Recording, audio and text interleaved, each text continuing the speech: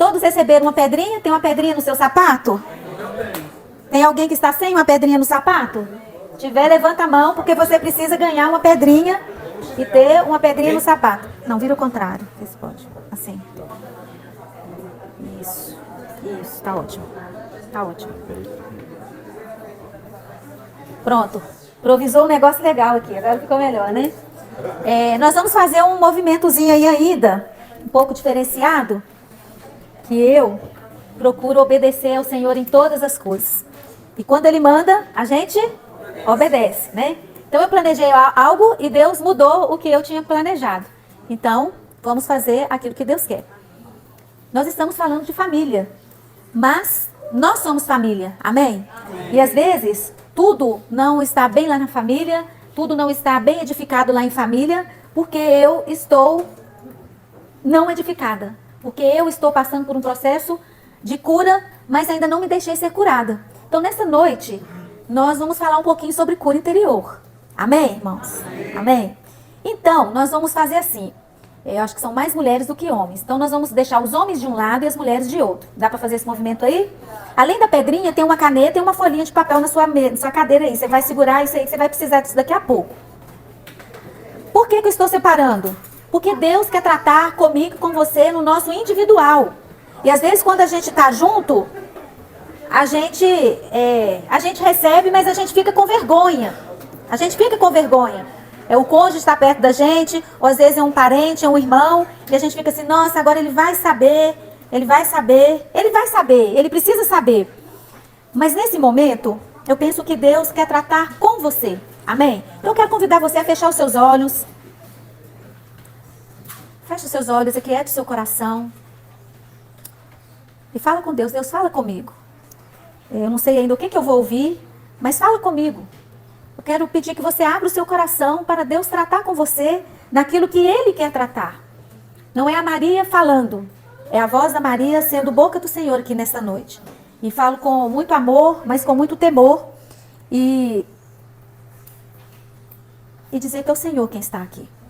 Deus, que somente a voz do Senhor seja ouvida aqui nesta noite. Que somente a presença do Senhor seja sentida aqui neste lugar que já é consagrado ao Senhor. O Senhor conhece, ó Deus, as necessidades de cada um de nós. Então que o Senhor venha, ó Pai, de encontro a nós. Que o Senhor venha falar conosco. Nos colocamos aqui nessa noite de mente e de corações abertos para o Senhor. Todos nós precisamos do Senhor. Todos nós queremos mais do Senhor. Nós desejamos mais do Senhor. Então que o Teu reino venha até nós nessa noite. E que haja cura, que haja libertação, que haja adoração, mas que acima de tudo haja glorificação ao Senhor e honra ao Senhor por todas as coisas. Nós oramos, ó Deus, confiados no Senhor, em nome de Jesus. Amém. Amém. A Bíblia diz que Deus, Ele é um ser trino, que Ele é Pai, que Ele é Filho e que Ele também é Espírito. E a Bíblia diz também que nós fomos criados à imagem e semelhança dEle. E talvez em sua mente, talvez a gente se pergunta, né? Talvez você nunca parou para pensar sobre isso, mas eu já. Como é Deus? Já passou pela sua mente imaginar como é Deus? Porque eu imagino Deus, um ser tão grande, que eu não consigo imaginar. Eu não consigo imaginar. A glória é tão grande que a gente não consegue, às vezes, imaginar. E às vezes a gente tem a impressão de que Deus, Ele é um senhorzinho, idoso, de cabelos brancos, sentado numa cadeira dourada, né, com um manto, né, com cabelos brancos, e Ele fica ali sentadinho, alguém lá distante da gente. E às vezes a gente pensa assim, eu não tenho acesso a Deus, Deus está muito longe de mim. E aí, quando a gente precisa, a gente pede, né, a gente clama, né, o Senhor vem aqui, me ajuda. É quase que se a gente precisasse implorar por essa presença de Deus para Ele nos ajudar ali. Essa é a nossa visão, não é verdade? Que Ele está lá. Às vezes a gente tem aquela imagem do céu lá em cima, né? E como a gente pensa no céu, né, vida eterna, o céu, aí a gente consegue pensar que Ele está mais distante ainda. Mas essa não é a verdade, não corresponde à realidade. Porque a Bíblia diz que Deus, Ele não é assim. A Bíblia diz que nós somos criados à imagem e semelhança dEle, que nós podemos nos relacionar com Ele o tempo todo. Ele é relacionamento. Ele é relacional.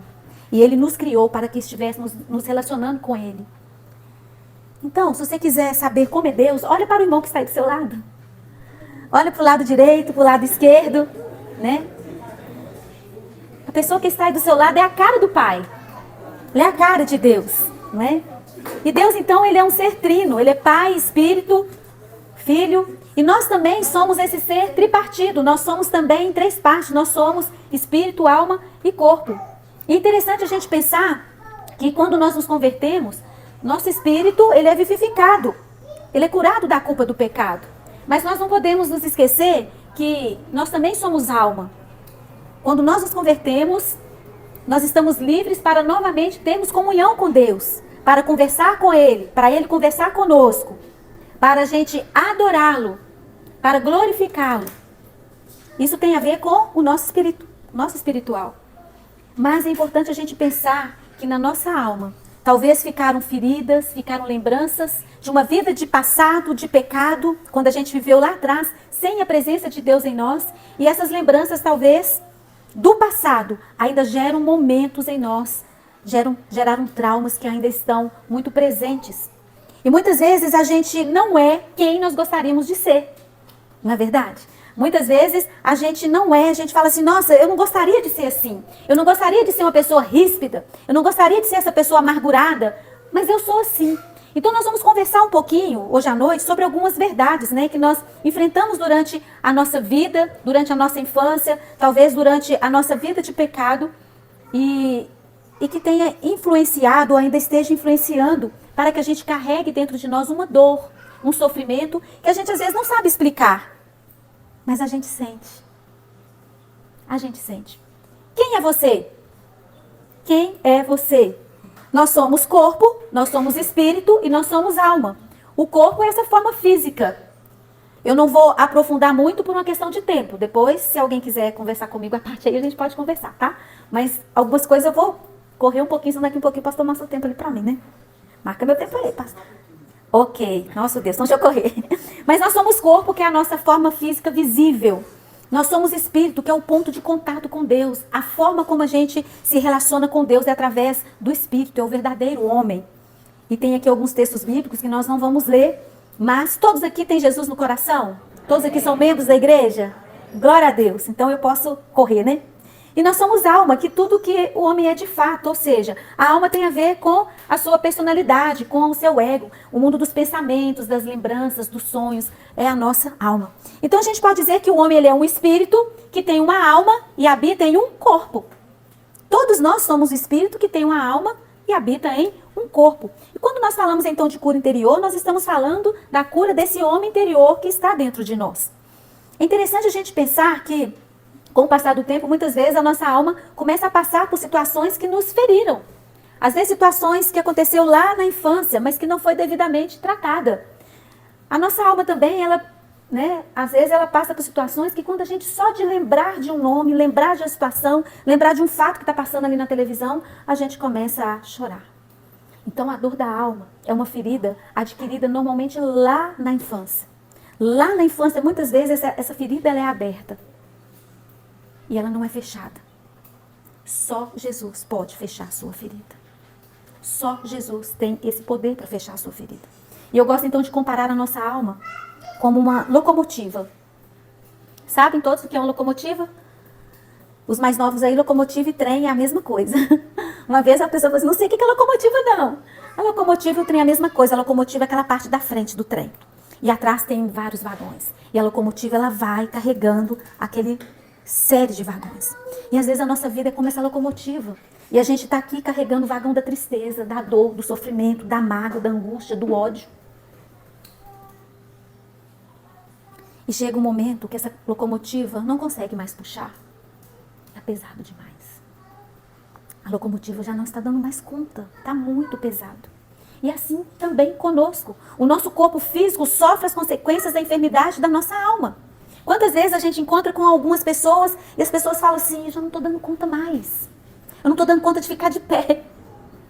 Vocês já viram algumas pessoas que chegam e falam assim, eu tenho que sentar. Não estou dando conta mais de ficar de pé. E não é uma pessoa muito experiente, não é um idoso, não tem 100 anos, não é? E muitas vezes está pesado demais. Gente, tem gente que acostuma com o sofrimento, que acostuma com essa vida de locomotiva. E eu quero dizer para você nessa noite que não é isso que Deus quer para você. Ele quer que você tenha uma vida normal. A Bíblia diz que o inimigo ele veio para matar, roubar e destruir a sua paz, a sua alegria, a sua felicidade. Nós falamos sobre esse texto hoje de manhã também, eu citei. Mas a Bíblia também diz que Jesus Cristo de Nazaré, ele veio para te dar vida e vida em abundância. Jesus veio para curar todas as feridas. E isso inclui a sua ferida, isso inclui a sua dor. Seja ela de que tamanho for. Ferida é sempre ferida. E talvez você esteja aí perguntando, como que eu vou saber se eu tenho feridas? Como saber se eu tenho feridas? Abra sua Bíblia em 1 Tessalonicenses 5, verso 23.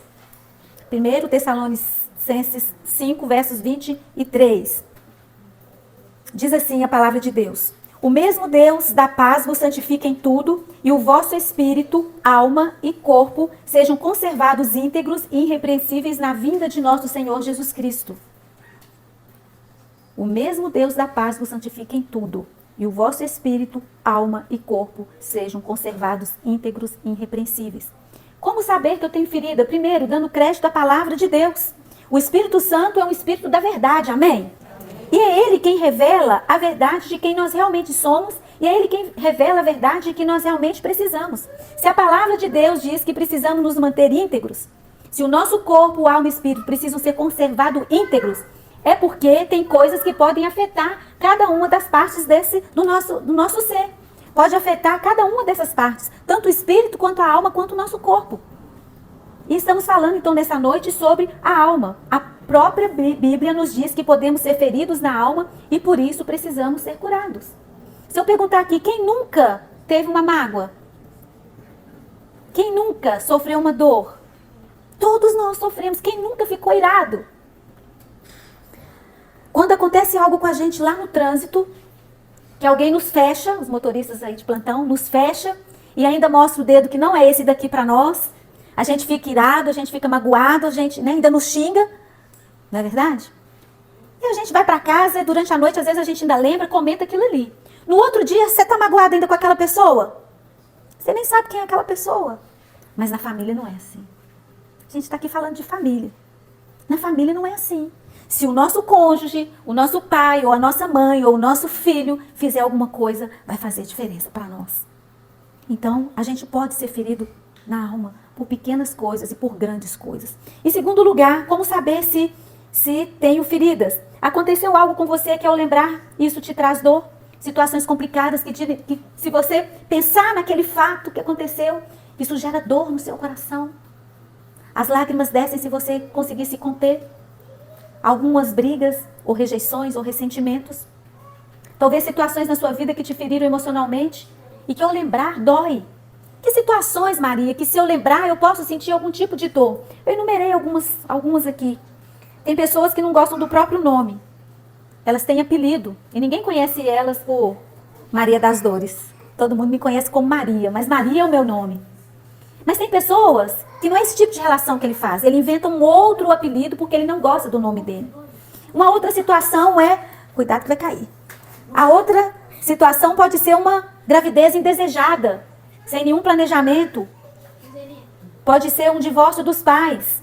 O sentimento de perda da família. Tem o dia dos pais, tem o dia das mães e você não tem uma família. Você não tem um pai ali presente ou uma mãe ali presente. Às vezes a mãe ela não quis os filhos. Às vezes os pais não quis os filhos. Às vezes o pai e a mãe não quis e deu filho por adoção. Você foi criado por uma outra família que te adotou e você carrega com você uma rejeição, aquele sentimento de abandono dos pais. Palavras negativas a seu respeito. Palavras de maldição que muitas vezes foram lançadas sobre nós e a gente sem querer tomou posse. Principalmente palavras ditas pelos pais. Quando diz, muitas vezes alguns pais falam, você não vai ser nada na vida, meu filho. Você não vai dar em nada. Pai, mãe, cuidado com o que vocês falam com seus filhos.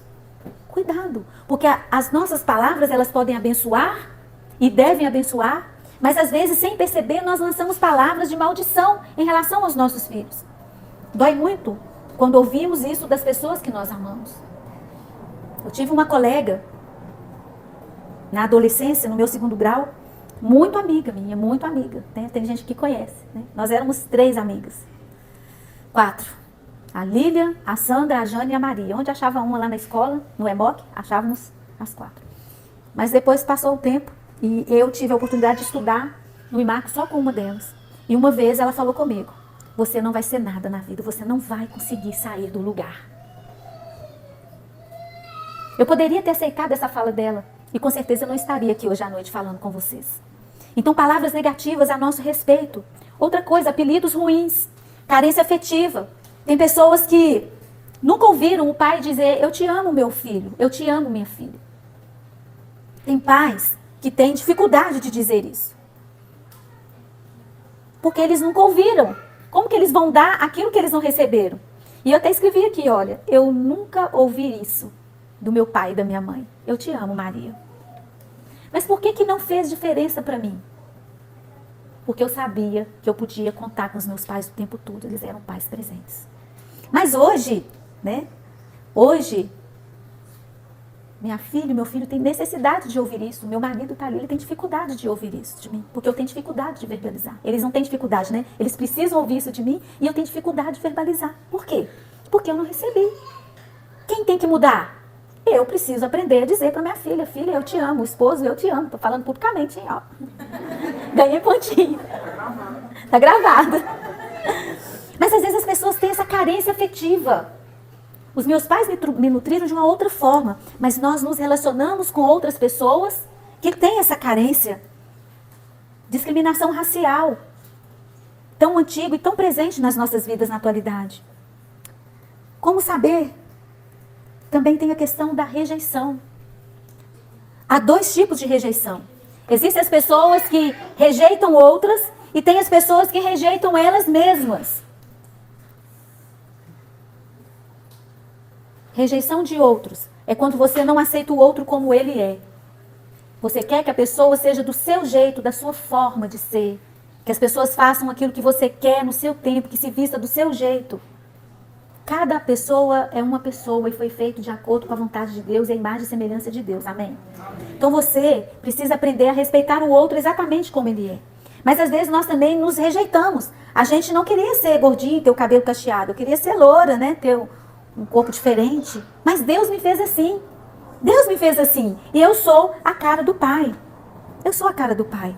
Eu não posso me rejeitar e eu também não posso rejeitar o meu próximo. Eu preciso aceitar e preciso fazer os ajustes para eu me relacionar bem. Não é verdade? E muitas vezes é necessário a gente trazer à nossa mente aqueles que nós precisamos perdoar por não nos aceitar exatamente como nós somos. E nós precisamos perdoar os outros também por não nos aceitarem. Precisamos trazer nossa memória. Às vezes a gente é comparado com o outro o tempo todo. E isso faz a gente rejeitar. Quantas vezes nós, pais, nós temos preferência de filhos? Está sendo cuidado lá, gente. Pode olhar para cá. Quantas vezes nós, pais, nós temos preferências de um filho a outro filho. E os nossos filhos se sentem rejeitados por isso.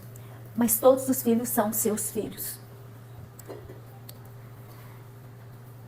A rejeição é uma das áreas de ataque que Satanás mais tem usado.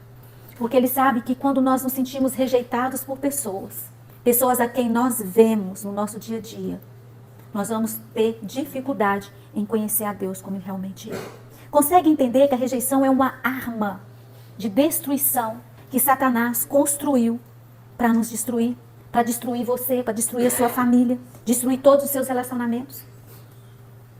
Eu costumo dizer que há um demônio chamado rejeição que não está dentro de nós. Amém? Ele caminha na nossa frente. Ele caminha na nossa frente. E você está aqui hoje para ouvir isso porque você precisa derrubar a muralha de rejeição na sua vida. Precisamos derrubar. Seu pai te rejeitou, mas Deus já te aceitou. Seu pai te rejeitou, mas Deus levantou uma outra família para te acolher, para te amar, para te receber, para te fazer de você um homem e uma mulher segundo a vontade dele. Outra é o sentimento de culpa por ter feito algo de errado. Por que eu fiz isso? Às vezes a gente se questiona o tempo todo. Por que fui para os caminhos da droga? Não sei qual é a realidade de vocês aqui. Talvez alguém tenha vindo aí do caminho da droga, da bebida, dos vícios. Mas a gente carrega, algumas pessoas carregam esse sentimento de culpa por algo que fez de errado lá atrás. Já passou e você continua com esse sentimento de culpa.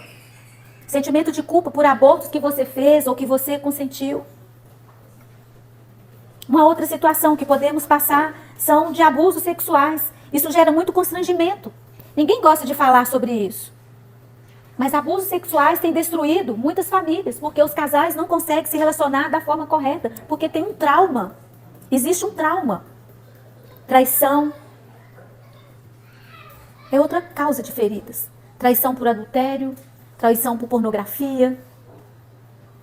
O fato é que o investimento do inimigo na sua vida, ela acontece a longo prazo. Ela acontece a longo prazo. Todas essas situações que eu compartilhei aqui, traz para você amargura e traz para você ressentimento.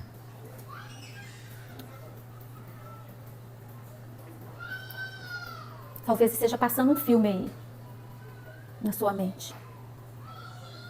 O que é amargura? Por que você carrega tanta amargura dentro de você? Por que você caminha e não rompe? Não consegue sair do lugar? Amargura significa tristeza, sofrimento, mágoa. Um outro autor conceitua a amargura como um sentimento de mal-estar que produz feridas de ressentimentos e mágoas. Isso aqui é do Aurélio, né? Mas a Bíblia diz assim, lá em Hebreus 12, 14 e 15. Segui a paz com todos e a santificação, sem a qual ninguém verá o Senhor, atentando diligentemente para que ninguém seja faltoso, separando-se da graça de Deus. Nem que haja alguma raiz de amargura, que brotando vos perturbe, e por meio dela muitos sejam contaminados. A amargura, então, aqui ela é representada como uma raiz. Né? Se você pegar uma árvore ali, você vai ver que tem várias raízes e elas vão crescendo. E é interessante que se você olhar uma árvore bem grande, você vai ver que a raiz só vai aprofundando para conseguir segurar aquela árvore grande. E a amargura ela é comparada então, olha, que não haja nenhuma raiz de amargura, que brotando vos perturbe, por meio dela muitos sejam contaminados. Porque a amargura, a pessoa amargurada, ela não fica com aquilo só para si, ela consegue contaminar todos que estão em sua volta. Quem aqui gosta de conviver com a pessoa amargurada? Com a pessoa que murmura o tempo todo? Uma pessoa insatisfeita? E é interessante a gente pensar que a raiz, ela fica normalmente para baixo. Tem luz onde ficam as raízes, gente? Tem luz? Não, tem escuridão. É algo que cresce para baixo. E às vezes a gente fica o quê? Nutrindo isso. Então, olha só. Satanás nunca constrói uma base em alguma área de sua vida sem que primeiro conquiste para isso um direito legal. Lembre-se que ele é sutil, o objetivo dele é destruir você. E ele vai aos poucos conquistando o direito. E se você recebe essa ferida, alimenta essa ferida, essa mágoa, sua alma fica cheia de ódio e cheia de falta de perdão. Você não consegue perdoar. Vale lembrar que quem são as pessoas que nos magoam? São aqueles mais próximos de nós. As pessoas que nós mais amamos são as pessoas que Satanás usa para nos ferir e possivelmente nos destruir. São as pessoas que estão dentro da nossa casa. A maior parte das feridas acontece dentro da nossa casa, no contexto da nossa família. Pais e filhos, avós, tios, pessoas próximas da nossa convivência. Dentro da nossa casa, dentro da nossa família. Biológica. Mas muitas dessas feridas também acontecem na nossa família espiritual. Quantos casos que a gente ouve contar por aí de abusos realizados por líderes, por professores. Então, aqueles que deveriam proteger a família, eles são instrumentos de Satanás para destruir você. Por isso que nós precisamos curar o nosso individual. Para que quando a gente vai lá no contexto da nossa família, a gente está curado. E a gente conseguir derramar cura e bênção sobre o nosso cônjuge, sobre os nossos filhos, sobre as nossas famílias. A gente derrama só aquilo que a gente tem. Aquilo que a gente não tem, a gente não consegue derramar. Então, se eu tenho amor, se eu tenho paz, se eu tenho alegria, se eu tenho bondade, generosidade, eu vou derramar isso. Nós vamos conversar e eu tenho só isso para passar. Se eu tenho Jesus, eu vou passar Jesus. Não é verdade? Mas se eu tenho amargura, insatisfação, ódio, raiva, ressentimentos, eu vou derramar isso na vida dos outros. A amargura, então, é um veneno que tomamos para matar o outro, mas sou eu quem morro. Eu fico com esse ressentimento, remoendo, para matar a outra pessoa que me ofendeu, que me feriu. Mas ela não está nem lembrando o caso do trânsito aqui. A pessoa nem lembra mais que te fechou no trânsito. Tá certo? Mas nós estamos lembrando, a gente está carregando aquela coisa junto com a gente. E aí a gente vira aquela locomotiva, uma pessoa triste, amargurada. Como se cura? O que vimos até aqui nos mostra que certas situações da nossa vida causaram feridas de alma que precisam ser curadas. Se não forem curadas, nós mesmos estaremos sofrendo muitas vezes até inconscientemente. Ninguém gosta de conviver com pessoas amarguradas. E quando Jesus diz que eu vim para que tenham vida e tenham em abundância, Jesus veio para nos dar cura, e cura com abundância. Cura para as nossas feridas. Jesus, ele te apresenta a maior arma contra todas as feridas da alma. O perdão. O perdão. A liberação de perdão. Contra a amargura, contra o orgulho, contra a rebeldia. É o perdão. A liberação de perdão. E também o pedido de perdão. É algo recíproco. A Bíblia diz, lá em Efésios 4:32, antes, sede uns para com os outros benignos, compassivos, perdoando-vos uns aos outros, como também Deus em Cristo vos perdoou. Mas o que é perdão? Quando nós não perdoamos, nós estamos amarrados. E onde vamos, carregamos o outro. Cadê o Genivaldo? Sai. Vem cá. Não, alguém. Vem cá, Júlia.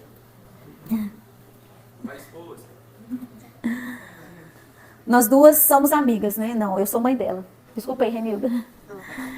E aí eu fiz algo que a Júlia não gostou. E a Júlia foi, me respondeu e brigou comigo. E aí eu vou andar e você vai andar atrás de mim, tá bom? E aí, onde eu vou, eu carrego a Júlia aqui, ó, atrás de mim. Ela é pesada? Ela é pesada. Eu vou pro trabalho, onde que a Júlia está? Atrás de mim. Eu vou pra igreja, onde que a Júlia está? Atrás de mim, como se fosse uma sombra. E tá muito pesado, tá muito pesado. É como se ela tivesse amarrada em mim. Nós ficamos acorrentados. Eu trouxe a corda, esqueci a corda lá embaixo. Nós ficamos acorrentados, amarrados um ao outro, como um grande peso. E veja bem, que onde eu vou, ela vai. Mas onde ela vai, eu também vou. Eu carrego esse peso pesado, mas ela me carrega também com ela. Porque é recíproco. Quando a gente ofende ou quando a gente é ofendido, os dois sofrem. Até o dia que eu resolvo, você está liberta, você está perdoado, em nome de Jesus. Pode sentar, palmas para elas. Ficamos acorrentados e a gente carrega. Não é assim que a gente encontra as pessoas. Eu estou com os ombros aqui, que eu não estou dando conta, parece que tem um peso enorme aqui. Conversa com ela um pouquinho mais, que você vai ver que alguma coisa fugiu do controle. Alguma coisa feriu ela e ela não está dando conta. E perdão, ele não é esquecimento. É um ato de escolha, de decisão, um ato da vontade. Eu decido perdoar o meu agressor. Eu preciso decidir perdoar aquele que me ofendeu.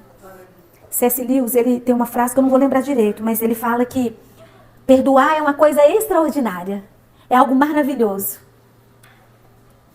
Eu peco e Deus me perdoa. Eu sou filha, eu errei, eu pedi perdão, os meus pais me perdoaram. Mas tudo muda quando eu, Maria, preciso perdoar. Quando eu preciso perdoar. Tudo muda quando o perdão precisa partir de você. A iniciativa precisa partir de você. Queridos, o perdão ele traz liberdade para ambos, agredido e agressor. Porque ambos sofrem. E muitas vezes, quem causou sofre até mais. Porque quando ele se dá conta, a ficha dele cai. Como diz os coaches, a chave vira do mal que ele fez, ele começa a carregar aquela culpa. E isso é terrível. E a gente não pode esquecer então que as pessoas que nós mais amamos são aquelas também que nós mais agredimos. São as que mais nos ferem, mas são as que nós também mais ferimos, mais agredimos. Por quê? Porque são com elas que nós nos relacionamos no dia a dia. Eu não relaciono com seu marido, então eu não vou agredir seu marido, mas eu relaciono com o Genivaldo todos os dias. E ele sabe que eu não sou uma pessoa fácil. Né, amor? É assim que funciona. Ele me conhece e eu conheço ele. E a gente sabe que não é fácil. Então, perdoar também é um ato de coragem, de tomada de atitude. Eu dizer assim, Genivaldo, você falou aquilo para mim, aquela sua atitude me feriu muito. Mas em nome de Jesus eu estou te perdoando. Nós já precisamos fazer isso, gente. Eu estou citando porque nós já fizemos isso. Nós já sentamos juntos para chorar e nos perdoar. Porque nós somos família. Já precisamos fazer isso também com os nossos filhos. Porque nós, pais, também erramos com os nossos filhos. Às vezes a gente acha que como pais nós estamos certos e nós não precisamos pedir perdão para os nossos filhos. Nós também erramos como pais e precisamos pedir perdão. Na verdade, nós temos tanta dificuldade de perdoar É porque nós queremos vingança. Nós queremos vingar aquilo que o outro nos fez. Nós queremos vingar aquele abuso que nós sofremos. Nós queremos vingar aquela prova lá que a professora me deu nota 9 e eu tinha estudado, era para eu ter tirado 10. A palavra ríspida do outro, a gente quer responder à altura. Mas a Bíblia diz lá em Levíticos 19, 18 assim: não procurem vingança, nem guardem rancor contra alguém do seu próprio povo, da sua família, mas ame cada um o seu próximo como a si mesmo. Eu sou o Senhor. Amém? A Bíblia diz que toda vingança é dele. Perdoar, então, é obedecer a Deus.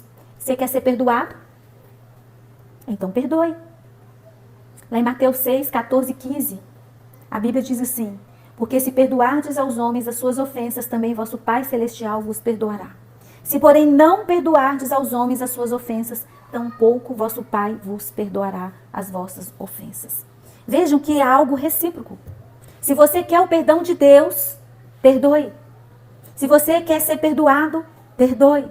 Libere perdão, peça perdão. Às vezes a pessoa que a gente nos ofendeu tanto nem está mais entre nós. Mas precisamos, no mundo espiritual, liberar perdão para aquela nossa fala da nossa mãe que não nos abençoou, que não nos edificou. E às vezes ela fica ali, né? Lembrando, você não vai ser nada, você não vai ser nada. Você vai dizer sim, você é filho amado do Senhor. Você é criado à imagem e semelhança do Senhor. Ele tem um amor por você profundo, ele é apaixonado por você. E eu costumo dizer que a gente precisa tomar posse de quê? De coisas boas. Já passou. Não podemos viver focados no passado. Jesus Cristo já te alcançou. Ele já derramou o amor dele sobre a sua vida. Se você não perdoar, o Senhor também não vai te perdoar. Está na palavra de Deus. Se, porém, não perdoardes aos homens as suas ofensas, ou as mulheres, ou as pessoas que passaram por você, tampouco vosso Pai vos perdoará as vossas ofensas. Tem alguns passos para a gente ser curado. Tem tempo aí, pastor? Você quer ser curado? Você quer ser curada da sua dor? Lá em João 5:1, é a pergunta que Jesus fez para aquele homem que estava lá na beirada do tanque de misericórdia. Lembram desse texto? As águas se moviam de quanto em quanto tempo e as pessoas ficavam ali e as primeiras que entrassem na água, estou falando bobagem não é isso mesmo, elas eram curadas. E quando Jesus chega e fala assim, você quer ser curado? Aquele homem olha para Jesus, o que ele responde para Jesus? Tem ninguém, Senhor, para me colocar lá dentro do tanque. De que aquele homem estava falando? Da dor da sua alma. Ele era um homem sozinho, rejeitado, sem família. Não tinha ninguém para pegar ele e colocar lá dentro da água. Ele fala da dor, ele fala da sua ferida de alma. Era um homem sozinho. Mas Jesus o curou. Queria que você fechasse os seus olhos nesse momento.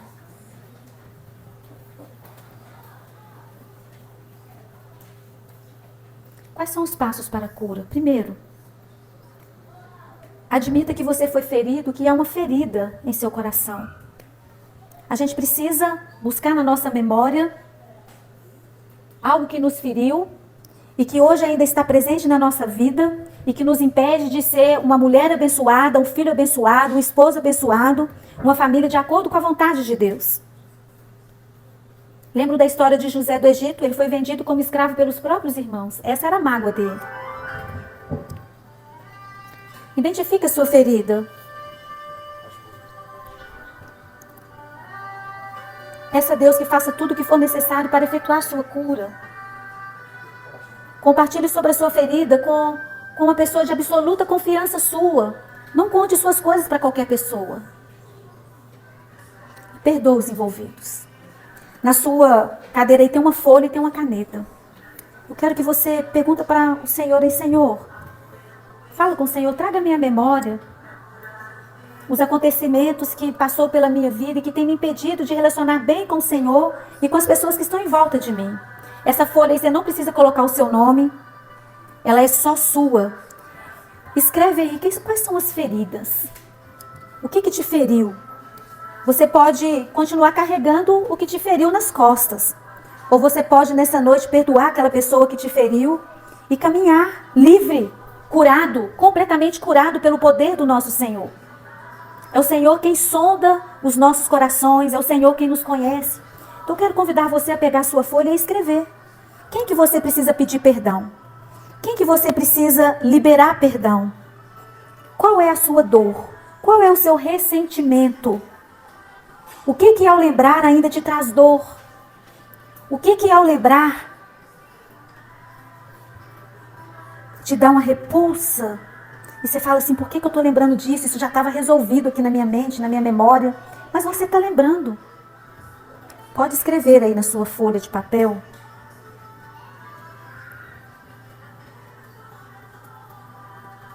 Você tem esse tempo para escrever. Talvez você queira ficar livre das suas fortalezas, dos seus vícios. Talvez para justificar suas atitudes, você caminhou aí pelo vício da mentira, do engano. Sua vida foi construída em cima de algo que não é real. Você aparenta ser uma pessoa e você é outra completamente diferente, porque você vive fugindo de você mesmo.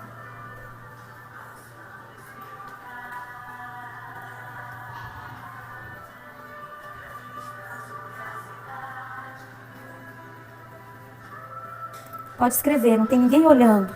Sua esposa está sentada do outro lado, seu esposo está sentado do outro lado, seus filhos estão longe de você.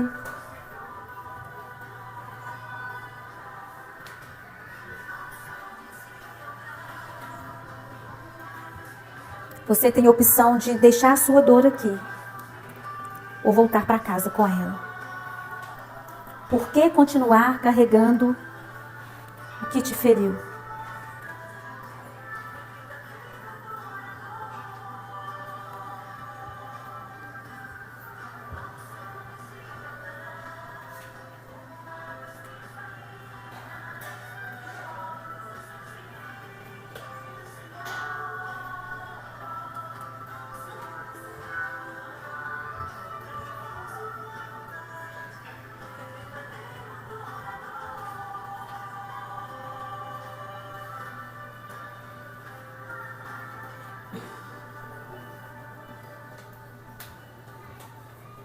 Se você já escreveu, eu vou convidar você a dobrar essa folhinha e a ficar de pé. Você vai dobrar e deixar essa folhinha aí na sua cadeira, ninguém vai mexer nela. Você vai dobrar ela para ninguém ver o que você escreveu. Essa é algo que pertence a você.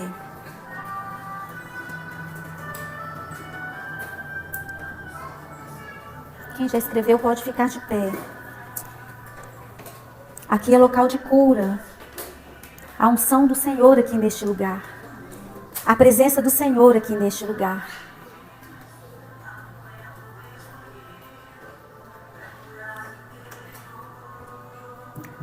Aquela pedrinha que você recebeu, que te incomodou, que está te incomodando desde a hora que você chegou aqui, ela representa todas as feridas da sua alma. Ela representa talvez tudo aquilo que você teve coragem de escrever aí nesse papel.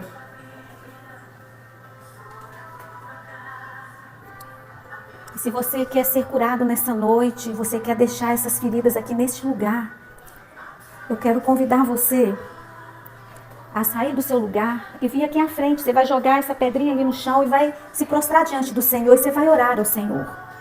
Você vai falar com Ele, Senhor, eu estou deixando aqui a dor, o sentimento, o ressentimento, a mágoa, que durante tantos anos eu tenho carregado quando eu lembro da minha mãe, das palavras que ela disse sobre mim, quando eu lembro do meu pai, alcoolizado, brigando com a minha mãe, as brigas que tinham na minha casa e eu já não aguentava mais. Mas nessa noite eu estou perdoando o meu pai. E eu quero deixar essa dor aqui. Então eu quero convidar você a sair do seu lugar, jogar essa pedrinha ali e ajoelhar e orar ao Senhor, liberando perdão, mas também se sentindo abençoado e perdoado pelo Senhor.